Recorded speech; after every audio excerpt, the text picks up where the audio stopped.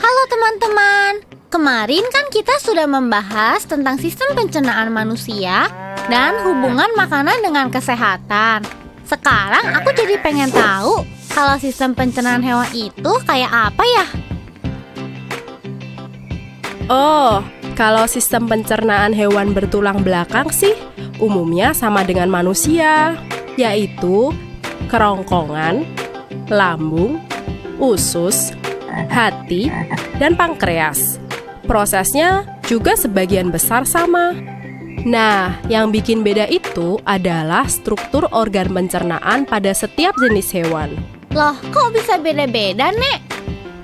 Soalnya, jenis makanan yang dimakan berbeda-beda. Makanya, struktur gigi dan lambung hewan berbeda-beda. Ada loh beberapa jenis hewan yang memiliki tempat penyimpanan sementara sebelum makanan dicerna di dalam lambung. Tapi, pertama kita bahas hewan amfibi dulu ya.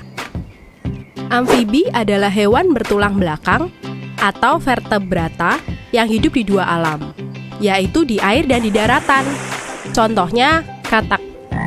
Susunan organ pencernaan katak terdiri atas mulut, kerongkongan, lambung, usus, dan kloaka. Kloaka? Apa itu, Nek?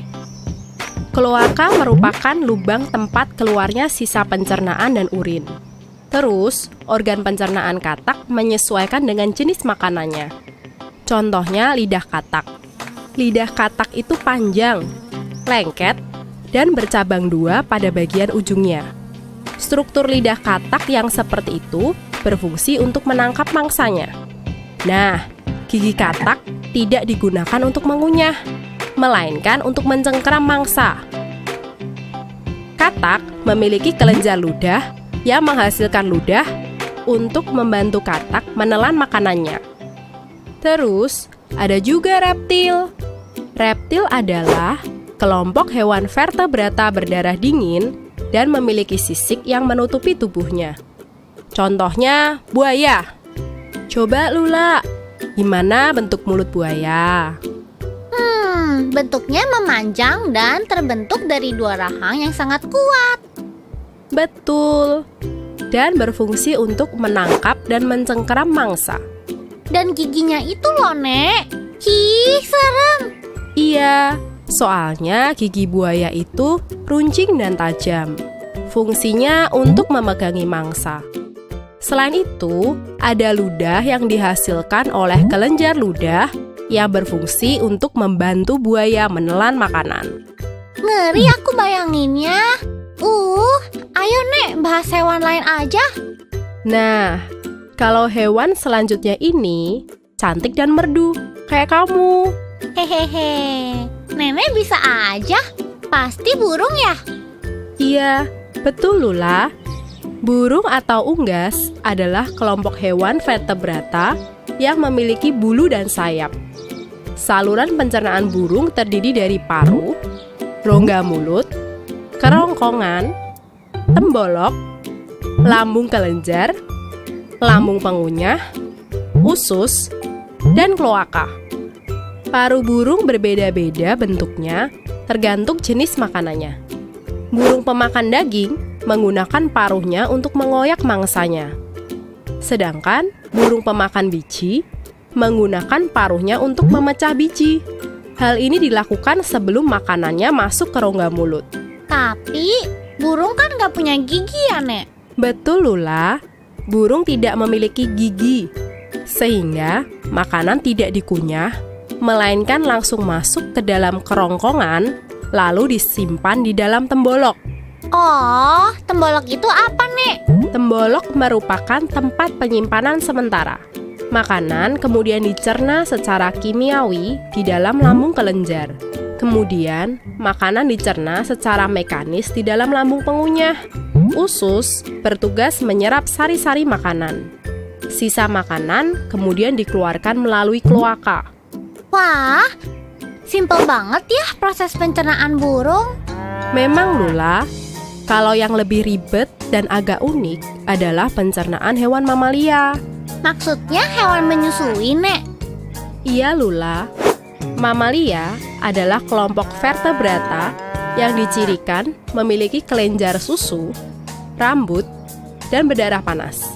Berdasarkan makanannya, mamalia dibedakan atas pemakan tumbuhan atau herbivora, hewan pemakan hewan lain atau karnivora, serta pemakan hewan dan tumbuhan atau omnivora.